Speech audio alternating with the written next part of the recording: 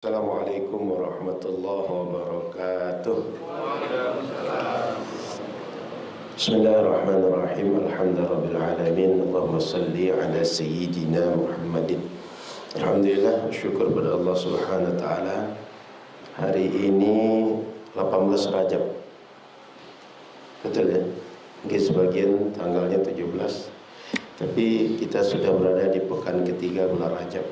Sebentar lagi insyaallah masuk Ramadan. Maka mengingatkan kepada kita semua untuk siap-siap memasuki Ramadan.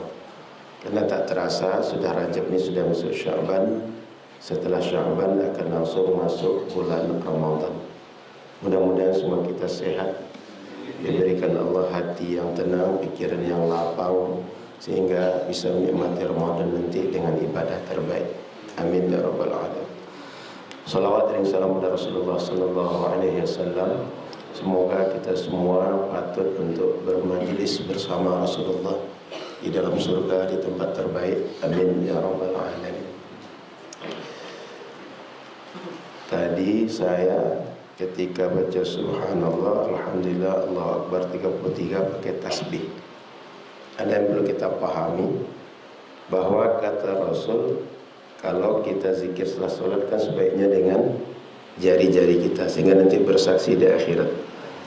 Tapi tidak ada larangan kalau kita menggunakan alat yang lain untuk menghitung. Sama halnya ketika ada orang meninggal, itu disuruh kita membuatkan makanan untuk orang yang keluarganya sedang berlangsung kawah. Tapi tidak ada larangan keluarga yang sedang berlangsung kawah dia masak atau dia menyediakan makanan untuk tamu yang datang. Paham nalarnya? Karena sebagian orang menganggap bahwa semestinya kita yang tidak berduka menyiapkan makan untuk orang yang berduka.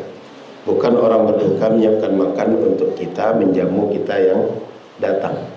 Nah, perlu kita pahami bahwa tidak ada larangan untuk orang berduka membuatkan makanan menjamu tamu yang datang. Kenapa di kita keluarga orang berduka ketika datang orang bertakziah dihidangkan makanan?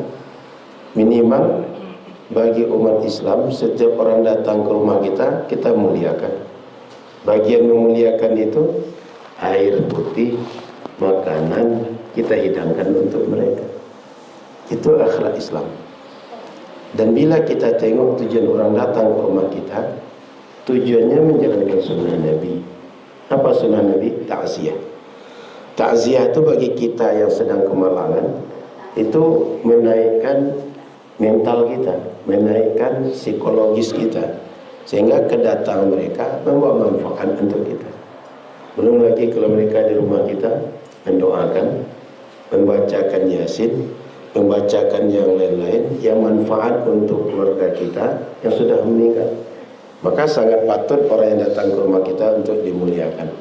Oleh karena itu, Bapak Ibu dirahmati Allah Subhanahu wa taala, Nabi tidak melarang orang yang berduka atau keluarga yang berduka membuatkan makanan untuk orang yang datang bertakziah.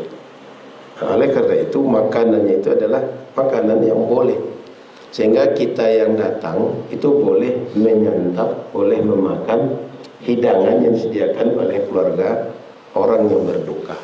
Karena tak ada larangan, dan itu bukan makanan syubhat, bukan makanan haram, tapi makanan yang boleh untuk dihidangkan sebagai bentuk memuliakan tamu, dan kita pun boleh untuk memakan makanan halal itu. Nah, jadi ini yang perlu kita pahami dengan baik, karena jangan sampai tidak ada larangan Nabi, kita yang melarang. Sebenarnya yang membuat syariat kita apa Nabi? Paham maksudnya? Jadi kalau Nabi tak melarang, jangan melarang. Kalau Nabi melarang, kita ikuti larangan Nabi, kita tinggalkan. Baik. Pagi ini saya dapat informasi hadis yang kita baca, hadis 403. Betul ya? Masih bab yang sama, bab al-khawf, takut kepada Allah Subhanahu wa taala. Takut dalam artian takut melanggar, takut menyimpang, takut menyeleweng. takut tidak patuh. Allah sudah bersyariat, kita tidak menjalankan syariat. Itu makna takut. Bukan takut menjauh, karena takut kita tak mau mendekat, bukan itu. Tapi takut tidak sejalan dengan apa yang Allah mau. Kita baca dengan sanad kita yang tersambung pada Rasulullah sallallahu alaihi wasallam. Hadis 403 masih bab al-khawf. Wa an Abi Hurairah radhiyallahu taala anhu, dari jalur sahabat Nabi Abu Hurairah, semoga Allah ridha beliau, anna Rasulullah sallallahu alaihi wasallam qala, bahwasanya Rasul bersabda, ya'raqun nas, akan berkeringat manusia. Kita ini berkeringat. Kapan? Yaumal qiyamah, pada hari kiamat nanti. Lalu bagaimana keringat itu? Yadhhaba 'araquhum fil ardi 70 dhira'a, akan mengucur di badan kita. Dari badan kita akan mengucur turun ke tanah. Berapa jauh? Sampai 70 hasta. Terbayang kita berkeringat. Keringat tadi banyak. Lalu akan bisa membuat sebuah tempat seperti kolam, jauhnya 70 hasta. Sehasta sepanjang ini. Anggap ini sepertiga meter. 70 bagi 3 saja sudah lebih 20 meter. Hampir 25 meter. Musola kita ini berapa panjang belakangnya? 10 kali 10. Bayangkan baru 10, berarti kalau 20 lebih 2 kali ini ke belakang. Itu keringat kita. Lalu apa yang terjadi dengan keringat itu? Wa yuljimuhu, sehingga keringat itu akan menenggelamkan kita. Hatta yablugha adhanuhu, sehingga keringat tadi akan tinggi, dia akan setara tingginya dengan telinga kita. Muttafaqun alaihi, hadis riwayat Imam Bukhari dan Muslim. Wa ma'na yadhhabu fil ardi yanzilu wa yaghusu, makna kalimat yang tadi dibacakan bahwa yadhhabu fil araqu fil ardi yanzil wa yaghus, bahwa keringat tadi itu akan mengucur dari badan kita dan akan menenggelamkan. Maka Bapak Ibu, para sahabat, para pemirsa yang dirahmati Allah Subhanahu wa taala, ini kondisi orang-orang saat berdiri di mauqif ketika akan dihisab oleh Allah Subhanahu wa taala. Matahari itu dekat di atas kepala kita. Matahari itu bukan matahari dunia ini, tapi matahari akhirat. Ketika kiamat terjadi, ditiup trompet pertama, semua yang berbau dunia hancur, termasuk matahari, termasuk langit, apa saja yang berbau makhluk dunia hancur. Maka Allah ganti dengan makhluk akhirat. Di antara makhluk akhirat itu matahari. Matahari akhirat itu dekat di atas kepala, dan kita tak ada alas, tak ada kopiah, perempuan tak ada mukena, tak ada jilbab, dan badan kita tak ada baju, tak ada jaket, tidak ada alas apapun. Kemudian tidak ada alas kaki, baik sendal, sepatu pot, apa saja tak ada. Mohon maaf, kita persis seperti saat lahir dari rahim orang tua kita. Dan bahkan nanti ada hadis berikut yang kita baca, kondisi kita seperti lahir itu belum berkhitan. Bayangkan, keluar dari rahim orang tua belum berkhitan, tak ada apapun di badan, itulah kondisi kita di bawah matahari itu. Kenapa hadis ini kita baca? Untuk mengingatkan kita kondisi buruk yang terjadi saat itu, dan kita bisa selamat, sehingga tak merasakan panas itu, tak merasakan meskipun matahari dekat, tapi Allah lindungi kita sehingga tak terasa panas itu. Di antaranya ada hadis yang populer yang kita baca, sab'atun yuzilluhumullah yawma la zilla illa zilluh. Ada 7 kelompok orang yang dia tak merasa panas, tak merasakan bagaimana pedihnya matahari dekat di atas kepala. Ketika matahari itu di atas kepala kita saat akan dihisab. Di antaranya al-imamul adil, pemimpin yang adil, pemimpin yang meletakkan segala sesuatu pada tempatnya, yang menunaikan haknya, yang menunaikan kewajibannya. Dan itu di antaranya bagi kita anak muda, ada rajulun qalbuhu mu'allaqun bil masajid. Ada orang yang dia merasa nyaman, merasa betah berada di masjid. Kalau berada di masjid pengen lama-lama. Kalau sudah keluar masjid pengen segera masuk masjid. Kenapa? Karena di luar, kalau seandainya dia biarkan matanya mengikuti apa saja yang dipandang, telinga mendengar apa saja yang didengar, akan banyak maksiat. Tapi kalau masuk masjid, di masjid tak ada orang berani maksiat. Di masjid orang malu untuk maksiat, maka dia betah lama-lama di masjid. Ada lagi anak muda, syabun nasya'a fi ibadatillah. Dia tumbuh, dia menjadi orang dewasa, menjadi orang tua, tapi terisi waktu-waktunya untuk ibadah, taat kepada Allah, menjaga syariat Allah. Orang seperti itu tak terasa panas oleh dia. Ada lagi rajulun tahabba fillah, orang yang dia mencintai saudaranya, dia dekat dengan saudaranya, dia akrab dengan saudaranya, tulus karena Allah, tidak karena ada hutang yang ditunggu, tidak karena ada keperluan-keperluan proyek, tidak karena ada kedekatan daerah, kedekatan organisasi dan lain-lain, tapi memang tulus. Dan kalau nanti tak berkawan lagi juga tulus lillahi ta'ala. Karena kawan mungkin tidak taat lagi, maka ditinggalkan. Bukan karena sebab-sebab tak dapat duit, tak dapat pekerjaan, tak dapat makanan, tak dapat kesempatan dan lain-lain.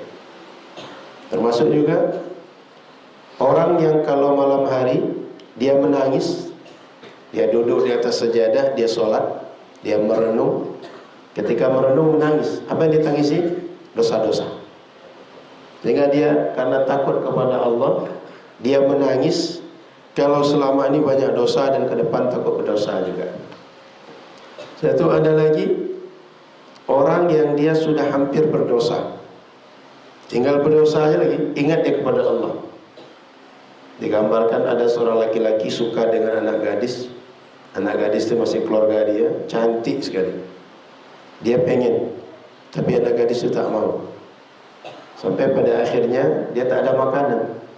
Kalau tak makan, dia mungkin merasa orang tuanya akan mati, sehingga dia pinjamlah, dia mintalah makanan kepada orang yang pengen kepada dia tadi, orang kaya tadi. Diberi, tapi imbalannya mau mengikuti hasrat dia. Sudah akan terjadi zina, ternyata Allah Subhanahu wa ta'ala menyadarkan dia, sehingga laki-laki tadi tersadar, tak jadi dia berzina. Maka orang-orang yang takut kepada Allah, sehingga dia tak jadi berbuat dosa, Allah Subhanahu wa ta'ala akan jaga dia saat matahari dekat di atas kepala. Setiap kita akan diuji Allah, diuji dengan berbagai maksiat, diuji dengan berbagai kesenangan. Yang selamat, selamat saat matahari dekat di atas kepala. Yang tak selamat di dunia, tak selamat di sana. Tak selamat dalam artian saat dibujuk untuk berbuat dosa, kita ikuti.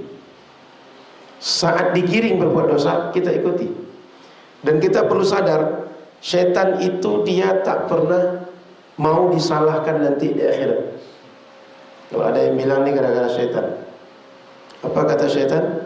Saya kan tak pernah paksa, saya cuma merayu, saya cuma menggoda, saya cuma mengiming-imingi, saya cuma mengajak. Soal mau atau tidak, itu kamu yang memutuskan.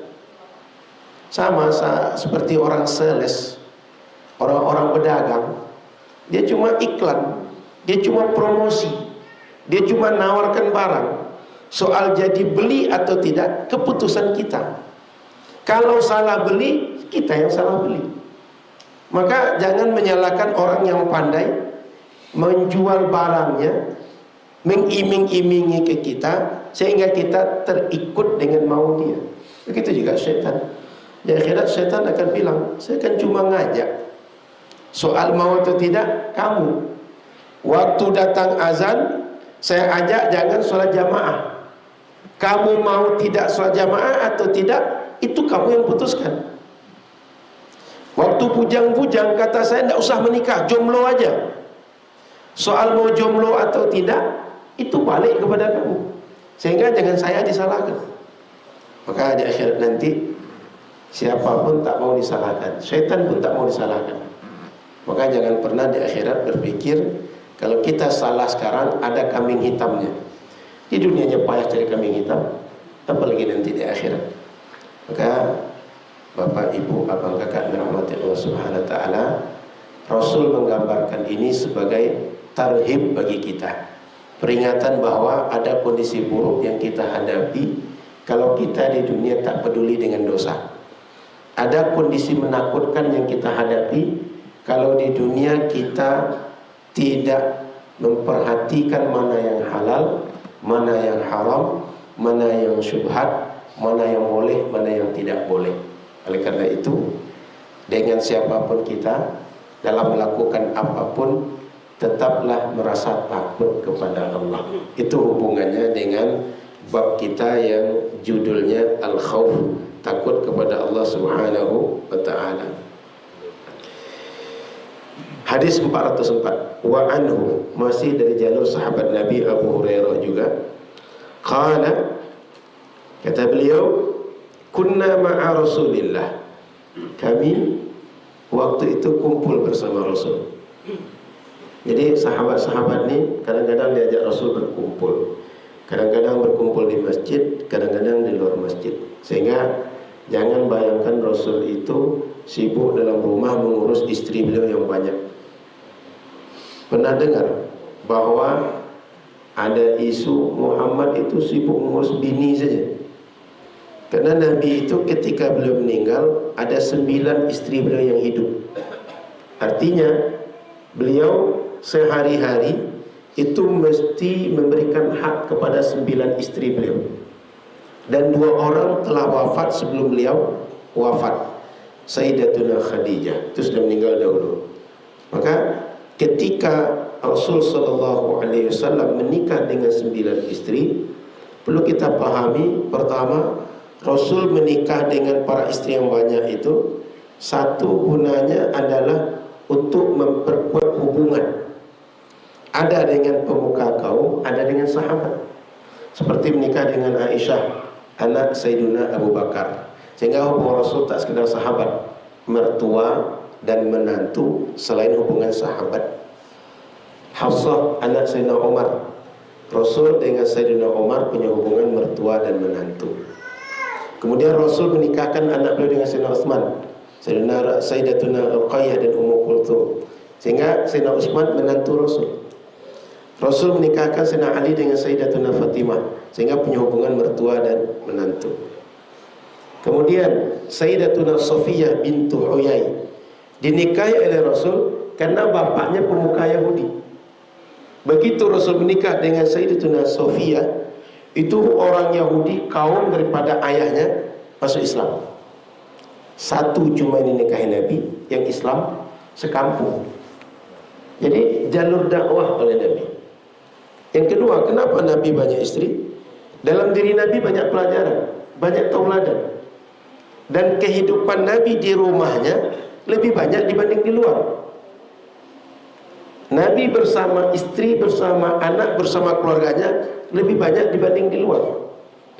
Maka para istri yang banyak tadi, itu semuanya akan meriwayatkan bagaimana Nabi di rumah, bagaimana Nabi memperlakukan istri, bagaimana Nabi berwudu, bagaimana Nabi mandi, bagaimana Nabi membantu keluarga. 11 yang meriwayatkan tak sama dengan satu orang. Yang satu itu apalagi pelupa. Jangankan meriwayatkan banyak kisah, banyak teladan, banyak cerita, banyak pesan, yang satu saja tak jelas apa sebenarnya maksud Rasul. Tapi kalau seperti Sayyidatuna Aisyah, cerdas, masih muda, banyak meriwayatkan hadis, tambah yang lain punya ngeh, dia peduli dengan hadis Nabi, sehingga banyak hadis Nabi tentang Nabi dalam rumah sampai kepada kita. Sementara kehidupan kita lebih banyak bersama keluarga dibanding orang lain. Hubungan dengan istri, hubungan dengan anak, belum lagi hubungan dengan ipar, dengan mertua, dengan menantu, dan hubungan dengan kerabat-kerabat yang lain. Yang ketiga, Nabi SAW kenapa istrinya sampai banyak itu? Nabi ketika menikahi beberapa orang istri itu, contoh Ummu Salamah yang ditinggal oleh Abu Salamah. Saat Abu Salamah meninggal, anaknya 4. Dia muslimah, dia mau mencari hidup sendiri, ngurus anak yang 4 ini sudah habis waktu. Yang lain tak mungkin perhatian. Kalau ada laki-laki lain perhatian, orang curiga. Sementara bukan suami dia, kerabat dia tak ada.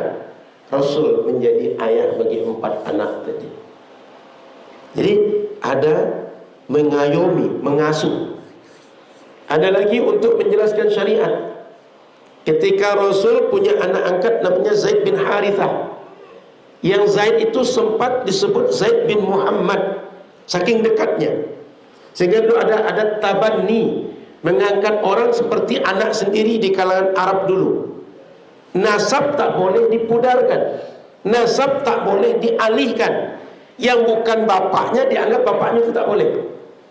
Budaya itu sampai kepada keluarga Nabi, sehingga Zaid dianggap anak Nabi, padahal ayah Zaid itu Harithah. Kemudian Zaid ini menikah dengan Zainab bintu Jahsh oleh Rasul. Kemudian disuruh pisah Zaid dengan Zainab atas perintah Quran.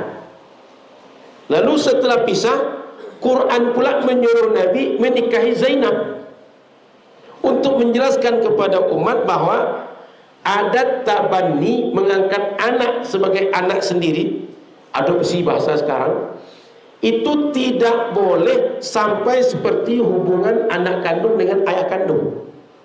Tetap dia orang lain. Hubungan darah tak bisa digantikan. Maka caranya bukan sekedar Zaid berpisah dengan istrinya, kemudian adat tabanni dibatalkan, istri Zaid pun dinikahi oleh Rasul, untuk menafikan bahwa hubungan mahram tak ada antara Rasul dengan Zaid, sehingga istri Zaid boleh dinikahi oleh Rasul. Maknanya Zaid bukan anak kandung Rasul. Kalau anak kandung Rasul tak boleh menikahi Zainab. Tapi karena Zaid orang lain, Rasul boleh menikahi Zainab. Jadi ada tujuan tasyri'iyah dari pernikahan Nabi SAW. Maka saya balik pada tema tadi. Nabi itu meskipun istri beliau banyak, beliau tak sibuk mengurus istri beliau. Tidak hanya berputar ke rumah istri, tidak. Belum lagi ada jihad Nabi, belum Nabi mengunjungi para sahabat Nabi, belum Nabi gotong royong membuat khandak bersama sahabat ketika perang Khandak, dan termasuk Nabi berkumpul dengan sahabat. Maka dalam hadis ini kata sahabat Abu Hurairah, kami kumpul dengan Rasul. Kalau kumpul dengan Rasul pasti tak kumpul dengan istrinya. Karena jangankan zaman dulu, zaman sekarang ya, kalau laki-laki semua ada satu orang istri ikut dari anggota itu yang satu itu tak pede bergabung dengan yang lain. Apalagi zaman dulu, orang sangat segan, sangat sungkan ada hubungan laki-laki dan perempuan, dekat laki-laki dan perempuan. Maka Rasul berkumpul dengan sahabat. Lalu sami'a wajbah, tiba-tiba terdengar ada sesuatu yang jatuh. Anggap ini benda ini sudah lama menggantung, tiba-tiba jatuh. Boom. Begitu jatuh terdengar. Terbayang? Saat kita sedang hadir bersama-sama ini, sedang fokus mengaji, tiba-tiba boom, jatuh sesuatu. Apa kata Rasul? Rasul dia bertanya, hal tadruna ma hadha? Tahukah kalian ini apa? Surah apa tadi? Ada tak kira-kira yang paham? Ini suara apa yang tadi terdengar oleh kita bersama? Qulna Allahu wa rasuluhu a'lam. Kata sahabat, Allah dan Rasul yang tahu. Kami tidak tahu Rasul. Ini adalah hadis menunjukkan, redaksi menunjukkan para sahabat itu sangat tawadhu. Mereka meskipun tahu, apalagi tidak tahu, itu tak berani mengatakan, oh pasti ini itu Rasul. Tapi mereka selalu merasa bahwa di hadapan Rasul mereka tak tahu apa-apa. Allah dan Rasul yang tahu katanya. Padahal boleh jadi mereka tahu. Bahkan kejadian-kejadian yang realitanya mereka lihat, ketika ditanya Rasul, Allah wa Rasuluhu a'lam.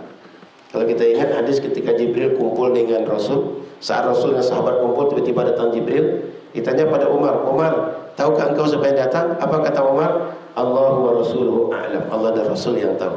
Ini gaya sahabat menjawab, tawadhu sekali. Kira-kira agama ini setelah Rasul siapa yang paling tahu? Sahabat. Tapi sahabat itu ketika masalah agama ditanya, Allah dan Rasul yang paling tahu katanya. Beda dengan orang sekarang. Belum ditanya lagi. Misalnya saya ceramah, itu yang tidak sependapat dengan saya, itu udah mulai mau komen aja tuh. Atau selama pengajian kerjanya scroll-scroll HP. Apa guna scroll HP ini? Sedang mencari perbandingan apa yang saya sampaikan. Sehingga ketika ada jeda, ada kesempatan bertanya, dia akan membantah. Enggak kok Ustaz, yang itu bid'ah itu Ustaz katanya. Dan itu banyak kejadian. Sehingga ada sebagian yang coba-coba seperti itu, karena dia mencoba di majlis ilmu. Biasanya saya kalau majlis ilmu, saya gas betulan. Dia bertanya, saya jawab. Untung di majlis ilmu dia bertanya, supaya dia bertanya satu orang, banyak yang akan mendengar jawaban. Apalagi live pula. Maka ada satu yang viral itu ketika saya di Masjid Nurul Fajar. Kalau tak salah, terakhir saya tengok sudah lebih 350.000 yang lihat video itu, dan komennya itu sampai 7.000-an. Tak apa cakap orang di situ. 7.000 yang komen. Macam-macam cakapnya. Sumpah serapah keluar, ini orang bodoh, ini orang mesti ngaji sunnah lagi gitu. Dia lupa kalau saya di pesantren 6 tahun dulu di Padang Panjang. Sejak 2003 sampai sekarang masih mengaji kitab. 6 tahun di Padang Panjang pesantren. Sudah itu di Mesir tahun 2003 sampai 2012 mengaji. 2012 sampai sekarang masih juga mengaji. Kemarin kami mengadakan daurah metode Yambu'a di pesantren. Mengaji juga. Mengaji apa? Cara mengajarkan alif bata kepada masyarakat. Bersama Kiai Muhammad Ulil Albab Arwani. Ayah beliau Mbah Arwani itu terkenal sekali sanad Quran Nusantara itu ke beliau rata-rata bermuara. Anaknya kemarin datang ke pesantren. Jadi kita kadang-kadang mudah merasa lebih hebat dibanding orang. Kenapa? Bukan karena tahu, karena tidak tahu. Saking tidak tahunya merasa tahu dibanding orang. Jadi orang kita ini banyak sebenarnya saking tidak tahunya dia merasa lebih hebat dibanding orang lain. Makanya kata Imam Al-Ghazali, orangnya ada 4. Ada rajulun yadri wa yadri annahu yadri. Ada orang dia itu berilmu dan sadar dia berilmu. Nah, kalau kita jumpa orang itu, belajarlah dengan dia. Ada orang rajulun yadri annahu la yadri. Ada orang dia sadar dia nggak tahu, dia nggak berilmu. Maka orang seperti ini dia adalah orang yang boleh diajari. Dia bisa diberi ilmu. Ajari orang seperti ini.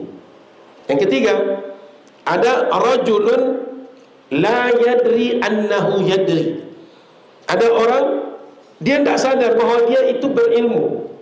Contoh orang yang lalai, orang yang lupa, orang yang nggak pede. Dia sebenarnya alim, tapi nggak pede. Dia sebenarnya orang yang punya ilmu banyak, tapi nggak pede menyampaikan.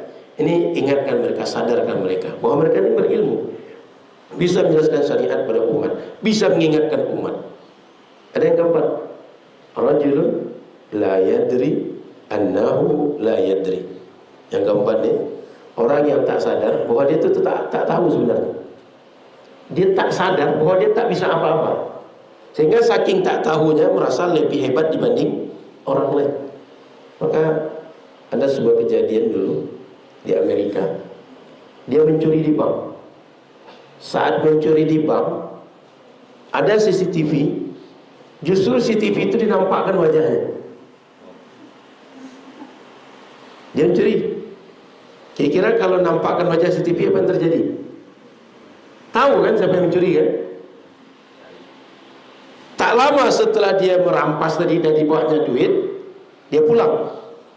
Dia kepedean, dia tak akan ketahuan. Rupanya tak lama setelah dia pulang tadi, datang polisi. Apa kata dia? Saya sudah pakai lemon dan lumuri badan saya dengan lemon, kata dia. Polisi kaget. Kok bisa? Rupanya dia ini punya teori, kalau badan dia sudah dilumuri dengan lemon, itu kamera tidak bisa menangkap dia, kecuali dihangatkan, dibakar, baru akan nampak wujud dia. Waktu itu kan tak ada menghangatkan dia, sehingga dia tak nampak oleh CCTV, kata dia. Sehingga begitu tangkap polisi, dia bilang, saya sudah lumuri badan saya dengan lemon, kata dia. Maka begitu sudah diungkap, apa kata orang? Rupanya pencuri ini punya informasi yang salah. Pernah dulu bapak-bapak kalau waktu kecil ada main kertas. Kertas itu ditulisi. Kalau kita nampak kering itu nggak akan terbaca tulisannya. Tapi masukkan ke air, itu terbaca. Pernah main yang seperti itu? Kira-kira gambarnya seperti itu. Dia menganggap bahwa dia hanya nampak kalau seperti kertas masuk air tadi. Sehingga saat dia mencuri, karena dia tak paham apa yang disampaikan kepada dia, dia pede menampakkan wajahnya di CCTV. Kira-kira kalau orang kita mencuri itu orang cerdas apa orang bodoh gitu? Ngerti nalarnya? Jadi dia tuh tidak sadar, dia tidak tahu. Tapi saking tidak tahunya, dia merasa hebat dibanding orang, sehingga dinampakkan wajahnya di CCTV itu. Maka itulah diantara penyakit orang tak tahu. Sahabat Nabi dia tak begitu. Begitu ditanya oleh Nabi, jawaban mereka, Allah dan Rasul yang tahu. Maka Bapak Ibu yang dirahmati Allah Subhanahu Wa Taala, kita kalau tak tahu itu lebih baik bilang tak tahu atau diam. Jangan kadang-kadang sudah tidak tahu nyolot pula. Sudah tidak tahu, anggap pula orang tidak tahu. Lebih baik kita menyadari kita tidak tahu.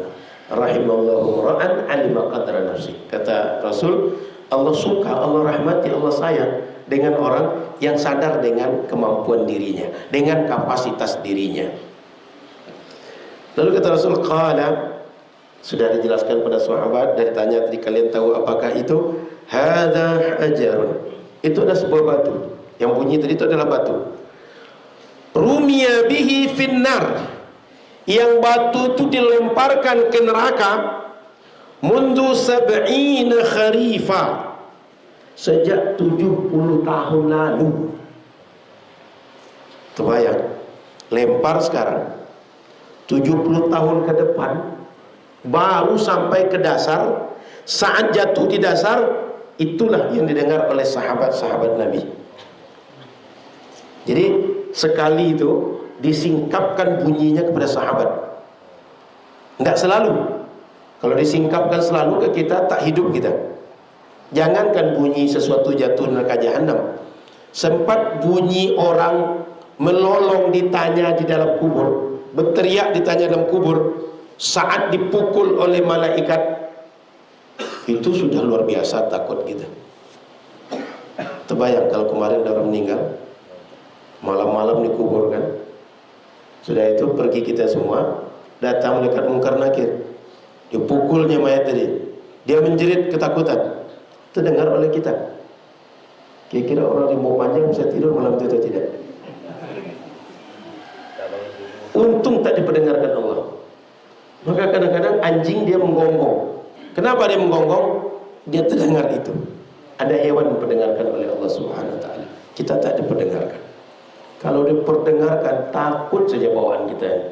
Tak ada optimis kita, tak ada mau bergerak kita, tak ada mau kita berusaha beramal. Kenapa? Takut salah terus karena pendengaran tadi.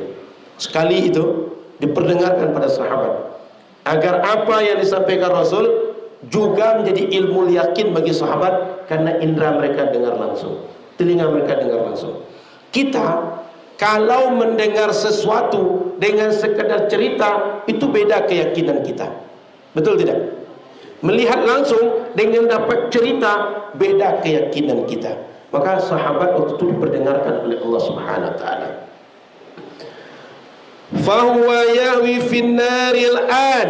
Kata Nabi, batu yang 70 tahun dilemparkan itu sudah sampai di neraka saat ini. Saat kita dengar tadi kata Nabi, sehingga terdengar suara jatuhnya oleh kita, kata Nabi.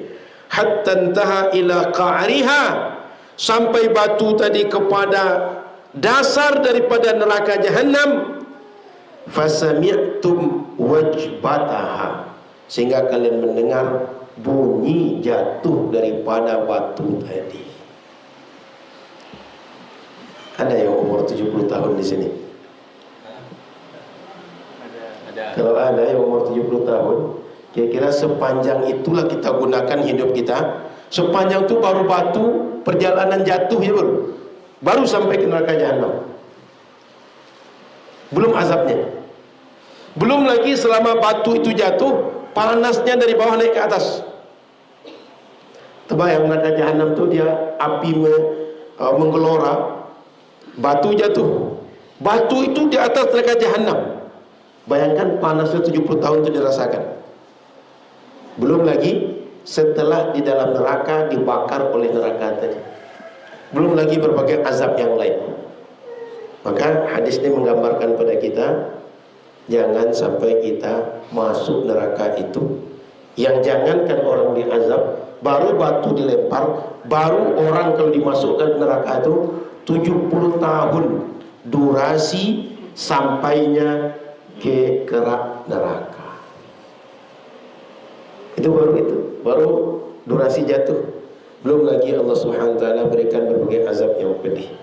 Maka dari sekarang kita semua berusaha untuk selamat dari azab ini. Rawahu Muslim. Hadis riwayat Imam Muslim. Hadis ketiga pagi ini.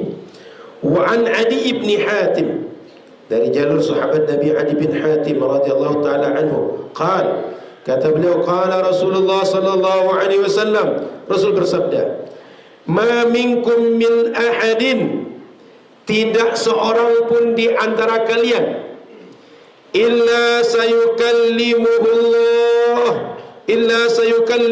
rabbuh, kecuali nanti saat hari kiamat Tuhan akan bicara dengan dia. Allah akan bicara dengan dia, akan bercakap dengan dia. Bicara apa? Menanya amal. Akan dihisab amal kita, akan ditagih. Dulu hari Rabu tanggal 7 setelah subuh apa kerja kamu? Kami mengaji ya Allah. Kata yang lain, kamu apa kerja kamu?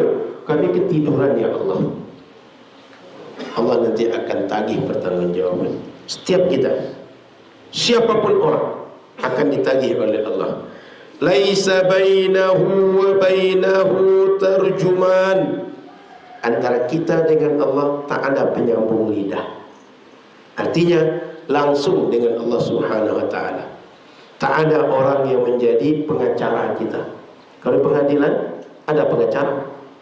Di dunia kalau kita segan dengan orang, takut dengan orang, kita minta orang yang menyampaikan maksud kita. Di akhirat tidak ada. Langsung dengan Allah Subhanahu wa taala. Sehingga kalau takut ya menggigil. Ya kencing di celana kalau di dunia. Di akhirat jangan-jangan kencing itu pun tak ada lagi saking takutnya. Maka berhadapan dengan Allah langsung itu akan kita lalui nanti. Maka siap-siap dari sekarang, jangan sampai malu dengan Allah. Fayanzuru aymana minhu. Orang kalau sudah takut, dia bisa mencari dukungan. Tengok kanan, siapa kanan saya? Rupanya tak ada yang menolong dia. Tadinya berharap yang bagian kanan ini akan support dia. Psikologis kita bisa begitu. Kalau ada di hadapan kita menakutkan, kita tengok kanan, kiri, belakang. Siapa sekitar saya ini? Kalau mau lari, lari kemana? Itu udah berpikir begitu orang kalau sedang takut. Fala yara illa ma qaddam. Tak nampak kecuali amal yang pernah dibuat ketika di dunia dahulu. Wa yanzuru ash'ama minhu. Tengok pula ke kiri. Saat itu tak ada lagi Bang Firman, tak ada lagi Bang Al-Fadilo. Apa yang terjadi saat itu?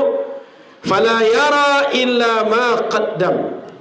Tak nampak di sebelah kiri kecuali amal yang pernah dibuat dulu. Wa yanzuru baina yadayhi fala yara illa an-nara tilka wajhi.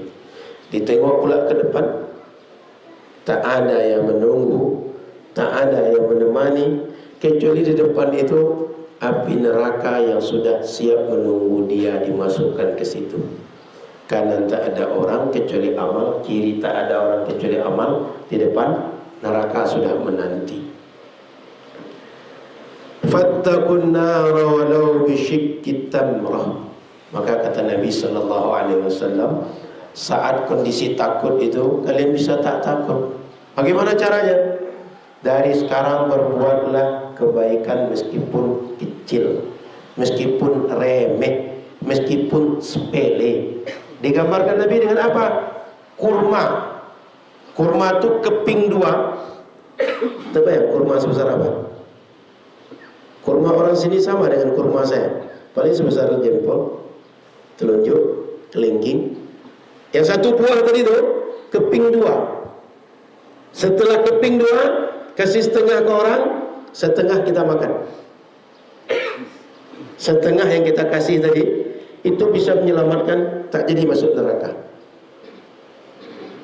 Artinya amal soleh kita buat meskipun kecil, meskipun kadang-kadang cuma menjawab pertanyaan orang, orang tanya kita jawab dengan yang sepatutnya, bisa menyelamatkan dari neraka nanti. Ada orang butuh petunjuk jalan, bang, kak, di sini kalau menuju Musola Al-Hijrah lewat mana? Kita kasih tahu. Cuma itu kebaikan kita, itu bisa menyelamatkan dari neraka nanti. Maka hari ini banyak kebaikan bisa kita buat. Bahkan kebaikan itu sekarang bisa online dan offline. Online share pengajian, online menyiarkan pengajian live, online membuat berbagai petuah yang manfaat, sehingga anak-anak muda tidak perlu menjadi orang tua, tetap jadi anak muda saja. Buat konten-konten, buat meme, buat berbagai kepandaian dalam dunia advertising, digital media, bahan-bahan yang bisa menarik perhatian orang. Buat kontennya adalah nasihat agama, sehingga yang dilakukan tetap hobi dia seperti biasa. Edit, membuat gambar, ambil foto alam yang indah, buat kalimat yang baik di situ, bisa menjadi amal saleh. Ada kalimat-kalimat baik, share, update status Facebook, story WA, story Facebook, story Instagram, banyak. Apa saja jalur media sosial digunakan untuk yang baik, bisa amal soleh online. Offline juga bisa. Menyediakan sarapan. Ada sarapan begini. Ini untuk kami atau untuk siapa nih?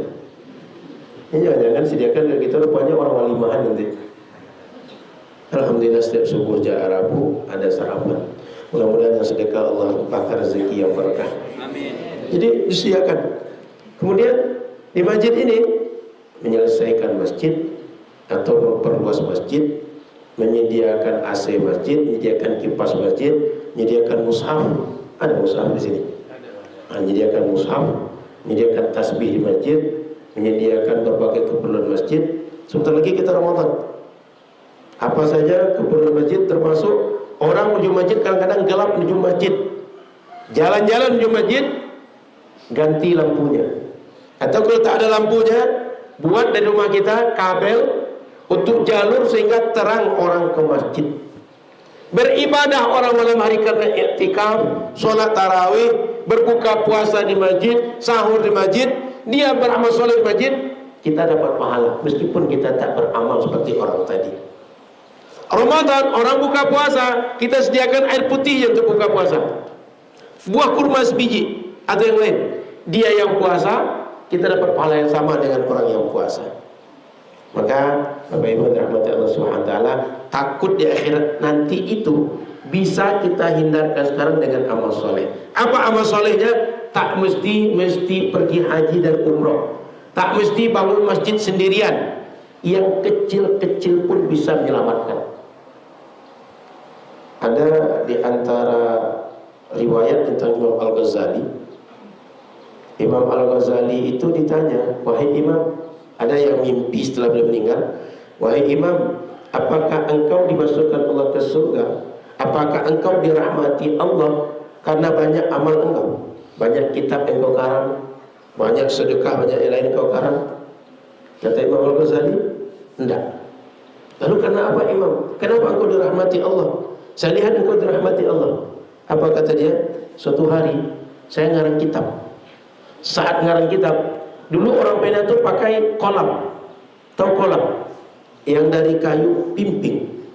Apa kayu apa namanya? Yang kayu itu kalau dipotong miring ujungnya, sehingga kayak pena yang dulu pakai tinta untuk celupkan ke apa dah? Jadi celupkan tintanya, tinta basah. Kalau kena air itu luber tinta itu. Jadi Imam Ghazali nulis dengan itu. Ketika beliau mengangkat pena tadi, rupanya ada lalat yang sedang menghisap tinta.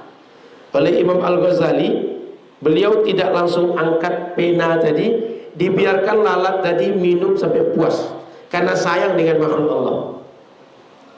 Lalu setelah puas terbang lalat tadi, baru dia lanjut menulis.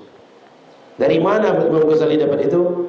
Irhamu man fil ardi yarhamukum atau yarhamkum man fis sama. Sayangi makhluk Allah yang di bumi, yang di langit akan menyayangi kalian.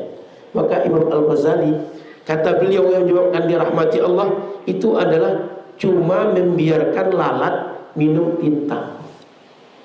Itu banyak apa sedikit kan? Itu tidak perlu 10 juta itu. Cuma tinta sedikit itu. Jangankan satu botol, mungkin cuma setetes 2 tetes itu. Tapi karena yang sedikit itu dirahmati oleh Allah Subhanahu wa ta'ala. Ada lagi kalau kita baca Nasaihul Ibad, ada seorang yang mimpi ketika dia meninggal. Ulama mimpi. Setelah ulama itu mimpi, ditanya, Tuhan, apa amal Tuhan sehingga Tuhan dimuliakan Allah setelah wafat? Apa kata dia? Saya pernah lewat di jalanan Baghdad. Waktu itu hari mendung sehingga gerimis. Waktu saya jalan, saya tengok di jalan ada tulisan kertas, di situ lafzul jalalah, nama Allah tertulis itu. Saya kemudian ambil kertas tadi, saya kasih parfum, saya taruh. Kalau kami di kampung bandul, bandua, apa maksud saya itu? Yang di atas apa pintu itu, di atas jendela kita itu, taruh di kayu di atas itu, di tempat yang tinggi. Sebab itu Allah rahmati. Bukan karena jihad lalu mati dalam jihad tadi, tapi ada kalimat Allah di bawah, kalau tak diambil diinjak-injak orang, diselamatkan. Imam Al-Ghazali tinta saat beliau menulis kitab. Rasul menjelaskan walau bisyikit tamroh, meskipun yang kita sedekahkan, yang kita kasih ke orang kecil, sama besarnya seperti setengah daripada biji kurma. Maka kita hari ini apapun kebaikan bisa kita buat, meskipun kecil, insya Allah kita bisa selamat dari neraka nanti. Bagi Allah Subhanahu wa ta'ala, menyelamatkan siapapun dari neraka itu gampang, simple, mudah. Dan memasukkan siapapun ke neraka bagi Allah juga mudah. Oleh karena itu, bagi kita semua sangat besar harapan kita selamat dari ketakutan-ketakutan yang kita baca tadi. Maka kita usahakan mulut kita bisa beramal, kita amal dengan mulut kita. Mata kita bisa beramal dengan mata kita. Telinga bisa beramal dengan telinga. Pikiran bisa beramal dengan pikiran kita. Badan kita bisa beramal dengan badan kita, sekecil apapun. Saya kira itu 3 hadis pagi ini. Takut kalau kita baca satu lagi terlalu kepanjangan. Kita coba jawab pertanyaan-pertanyaan yang masuk. InsyaAllah kita sambung di pekan depan hadis 406. Karena kalau saya baca agak panjang rasanya. Kalau ada pertanyaan, boleh. Terus saya izin bertanya, di kampung saya jika ada yang meninggal kemudian disolatkan, keluarga membuatkan amplop untuk jamaah yang disolatkan, apa hukumnya menerima amplop solat mayit yang diberikan tadi itu? Paham ya? Jadi di sebagian kampung, saya juga baru dapat cerita waktu saya di Malaysia dari Kiai Nafis. Kiai Ahmad Busyairi Nafis. Apa kata beliau? Di Betawi itu Ustaz, itu orang untuk salat jenazah itu dikasih amplop Ustaz. Dan itu sudah menjadi kebiasaan. Ada yang seperti itu di kampungnya? Di kita mungkin jarang, tapi ada kampung yang begitu. Maka apa hukum memberi dan menerimanya? Sama seperti makanan tadi. Kenapa orang dikasih duit? Karena keluarga merasa berterima kasih kepada orang yang menyolatkan keluarganya. Sebab doa mereka, sebab mereka mau mensolatkan yang wafat dirahmati Allah, yang wafat diampuni Allah, yang wafat di dalam kuburnya, diterangi kuburnya, dilapangkan kuburnya, sejuk kuburannya. Kalau tak ada orang menyolatkan, mungkin dia sangat cemas dengan keadaan keluarganya.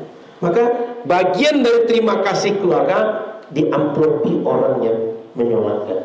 Meskipun 10.000, meskipun 5.000, tapi orang yang dikasih merasa bahagia karena ada penghargaan. Jadi memberi dan menerima itu boleh. Sama dengan makanan tadi, menyediakan makanan untuk tamu yang datang takziah dan tamu menyantap makanan tadi boleh.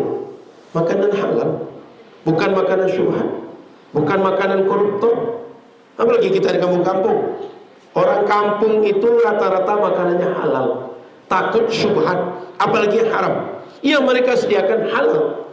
Jelas yang kita makan nasi, lauknya ayam, kadang telur. Telur itu ada pula telur babi, telur anjing. Kan nggak ada kan? Telur itu cuma ayam, itik, halal hewannya. Nggak ada telur dari hewan yang haram gitu. Kalau daging mungkin curiga kita, ini daging babi apa daging sapi gitu. Tapi kalau telur, nggak ada subhatnya di situ. Maka orang kampung kita biasa menyediakan makanan halal. Tanda mereka berterima kasih kepada orang yang mendoakan keluarganya, mau takziah, mau membacakan yasin, mau membacakan kalimat thayyibah, sehingga keluarganya dapat manfaat dari kedatangan orang. Jadi boleh kita terima. Bahkan kalau itu sedekah, lalu sedekah tadi bisa berpahala, pahalanya bisa ngalir untuk yang sudah meninggal, sehingga bisa semakin selamat dari apa yang ditakutkan dalam kubur. Ini agak berat pertanyaan ini. Apa pendapat Ustadz tentang Abah Aus? Entah apa yang terjadi dengan beliau. Beliau ini sebenarnya adalah di antara murid Abah Anom.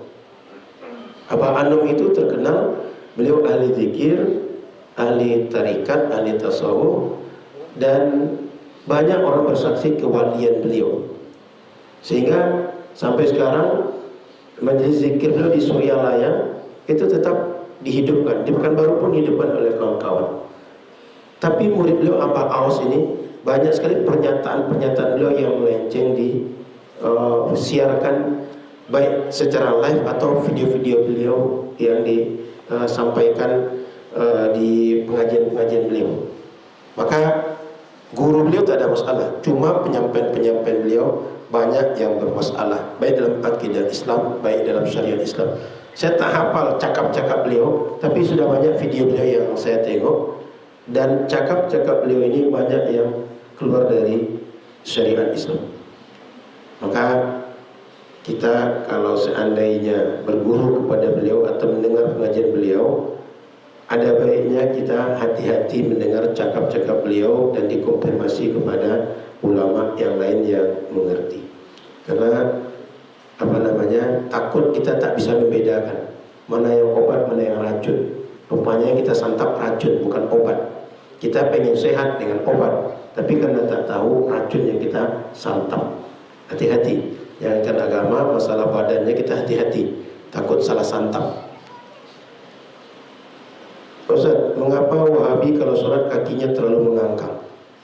Ini kalau sholat sendirian kaki mengangkang itu tak ada sunnahnya. Saya ulang, sholat sendirian tak ada orang samping kiri kanan mengangkang, itu tak ada sunnahnya. Ini orang bodoh sholatnya, bukan karena sesuai sunnah, bukan karena ngerti sunnah, nggak ada sunnahnya. Boleh dicari di mazhab manapun. Adapun orang yang ngangkang sholat jamaah, Karena dia menganggap merapatkan saf itu mesti dengan bahu, mesti dengan ujung kaki. Sementara jumhur ulama menganggap bahwa cukup dengan bahu saja. Al-katif bil katif, bahu dengan bahu sudah beradu. Oleh karena itu Imam Nawawi mengajarkan kalau kita berdiri dalam sholat, cukup jarak kaki kita dengan kaki kira-kira sejengkal atau sekepal kita ini saja, supaya kalau berdiri itu tak terlalu mengangkang juga tak terlalu rapat. Karena terlalu mengangkang itu tak nyaman kita berdiri lama-lama. Kalau rapat itu mudah oleng, oleng kanan, oleng kiri. Maka dibuat berdiri itu yang proporsional. Yang rapat itu ini. Secara fikih, kalau ada orang sholatnya tidak rapat, softnya tidak rapat, tidak beradu badan dengan badan, sholatnya tetap sah secara fikih. Meskipun kesempurnaan daripada saf yang lurus tak dapat. Paham ya? Jadi jangan sampai sholat karena tak rapat, kaki dikejar kaki orang, kejar samping, sampai orang sebelah kesal pula diinjaknya kaki tadi. Sehingga dalam sholat itu kerja orang ganti-gantian, yang injak yang mana menginjak yang diinjak. Kenapa mesti mengurus yang sangat sepele itu? Sunnah yang bisa dikerjakan dengan cara yang lain, lalu mengabaikan yang menjadi ruhnya sholat. Sholat itu ruhnya khusyuk. Sehingga gara-gara mengejar kaki orang tak khusyuk lagi sholat. Sehingga ketika sholat tengok sebelah kiri mana kaki ini, kanan mana kaki orang ini. Jangan mengurusnya seperti itu sehingga hilang khusyuk sholat. Karena yang seperti itu rapat itu hanya kesempurnaan bentuk saf dalam sholat. Kalaupun tak rapat, sah sholat jamaah kita. Kalau ada yang terputus, anggap 2 orang terputus, 2 orang kosong, sah sholat jamaah kita. Bahkan di dalam takrib itu, jarak antara imam dengan makmum itu, kalau sampai 360 hasta pun, sekitar 100 meteran, itu masih sah mereka berjamaah. Terbayang jarak imam dengan makmum itu, tapi masih satu majelis yang sama, satu tempat yang sama, berjauhan jarak mereka, sah berjamaah mereka. Jadi jangan sampai gara-gara tahu satu sunnah, lalu sunnah itu para ulama punya banyak persepsi, kita fokus dengan satu persepsi, kita abaikan yang lain, lalu meninggalkan banyak yang wajib, banyak yang rukun, gara-gara satu sunnah yang dia tak menentukan. Ngerti maksud saya? Termasuk dalam sholat itu, gara-gara sutro mesti ada penghalang di depan kita, sehingga yang soft ketiga awalnya tidak ada orang sholat jamaah depan dia. Begitu orang selesai, orang pindah tempat, dia berjalan 3 soft ke depan. Dalam mazhab Syafi'i, bergerak lebih dari 2 kali berturut-turut itu batal sholat, kecuali gerakan kecil seperti kita menggaruk tapi jari aja gerak, tangan tak bergerak, itu banyak pun tak batalkan. Tapi kalau gini-gini, itu lebih 2 kali berturut-turut batal sholat. Karena sholat itu adalah mesti khusyuk. Khusyuk itu khusyuk fisik kita, khusyuk hati kita, khusyuk mulut kita. Sehingga yang dibaca zikir sholat, gerakan badan kita gerakan sholat. Di luar gerakan sholat tak kita lakukan. Hati kita tak mengingat kecuali Allah saja. Maka orang yang jalan-jalan tadi, dia lepas dari gerakan sholat. Oleh karena itu jangan sampai gara-gara kita tidak tahu justru membatalkan sholat, bukan dapat sunnah dalam sholat. Sama dengan kejadian tadi. Sekali lagi, mengangkang bagi orang berdiri sendirian dalam sholat itu tidak sunnah. Kalau berjamaah, sunnahnya dari sisi merapatkan soft. Yang dipandang dari soft tadi rapat, kalau kaki berjumpa dengan kaki, bahu berjumpa dengan bahu. Wallahu a'lam. Dah masuk waktu sholat. Nah, saya kira itu. InsyaAllah kita sambung di waktu akan datang. Semoga bermanfaat. Mohon maaf salah dan kurang. InsyaAllah di waktu akan datang kita baca hadis 406. Ada 3 hadis yang kita baca pagi hari ini. Mudah-mudahan perjalanan Tuan Guru hari ini beliau berangkat menuju umrah, dimudahkan Allah, berikan keselamatan. Kita semua juga direzekikan Allah untuk berangkat haji dan umrah. Dan kita doakan juga saudara kita di Aceh, semoga dimudahkan Allah Subhanahu wa taala untuk kembali kepada kehidupan yang stabil. Karena saya di akhir bulan kemarin itu ke Aceh. Aceh Tamiang itu luar biasa. Mulai dari kota sampai kampung, mulai dari ujung kabupaten ke ujung kabupaten kena banjir semua. Sehingga parah sekali kehidupan masyarakat karena banjir itu. Maka kami alhamdulillah di Yayasan Tawakal Umat sampai sekarang tiap hari masih mengirim bantuan. Tapi melalui sahabat UAS di Aceh, kemudian kawan-kawan kita yang ada di Langkat yang dekat dengan Aceh Tamiang. Karena Langkat Aceh Tamiang itu sekitar 2-3 jam, sehingga mudah mengantarkan bantuan. Yang di Aceh bagian ke Aceh Utara, Aceh Tengah, ada kawan-kawan kita dari Langsa, dari Banda Aceh yang mengantarkan bantuan. Karena kalau dari satu titik luas sekali Aceh itu kita bagi dalam 2 titik. Mudah-mudahan banyak yang terbantu. Ini insya Allah kita sedang usahakan bantu buat sumur bor bagi masyarakat di kampung. Karena ada yang mengadu mereka butuh sumur bor, dan ada juga bantu untuk buat musola. Karena mereka pindah lokasi yang lama itu dekat dengan sungai. Kalau di sana takut nanti kena banjir lagi, naik ke atas bukit, dari atas bukit tadi buat perkampungan baru dan buat musola di situ. Insya Allah kita bantu, mudah-mudahan Ramadan nanti bisa mereka tarawih, bisa buka puasa, bisa melaksanakan ibadah di musola itu insya Allah. Terima kasih. Mohon maaf salah dan kurang. Subhanallah bihamdika, asyhadu an la ilaha illa anta, astaghfiruka wa atubu ilaika. Assalamualaikum warahmatullahi wabarakatuh.